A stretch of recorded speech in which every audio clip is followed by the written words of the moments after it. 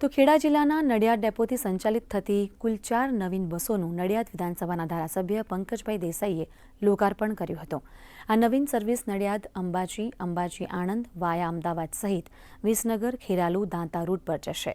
નવીન 4 ST બસો અદ્યતન સુવિધાવાળી છે, સાથે જ ઇમરજન્સી માટે વિશેષ વ્યવસ્થા કરવામાં આવી છે।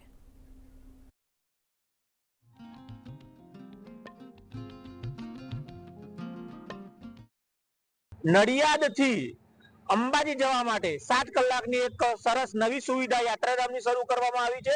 आ बस सवारे 7 कलाके नड़ियाद थी उपड़शे अने वाया अमदावाद, गांधीनगर, वसई, गोजारिया, विसनगर, खेरालू, दांता थई अने अंबाजी पहोंचशे अने अंबाजी थी परत बपोरे 2:15 कलाके त्यांथी उपड़शे અને જે બસ નડિયાદથી સીધી આણંદ જશે એ જ રૂટ પર પરત આવશે। એ જ રીતે નવીન બસની અંદર નડિયાદ મોરબી અને 2 ઇન્ટરસિટી બસનો સમાવેશ થાય છે, જેમાં 7 કલાકની નડિયાદ અમદાવાદ અને 8 કલાકની નડિયાદ અમદાવાદ એમ 2 ઇન્ટરસિટી, એક મોરબીની ગુર્જર નગરી સર્વિસ અને એક યાત્રાધામ સ્પેશિયલ સર્વિસ અંબાજી આજે નડિયાદ ડેપો દ્વારા ધારાસભ્ય શ્રી પંકજભાઈ દેસાઈની હાજરીમાં એમના દ્વારા લીલી ઝંડી આપી અને એનું લોકાર્પણ કરવામાં આવ્યું છે।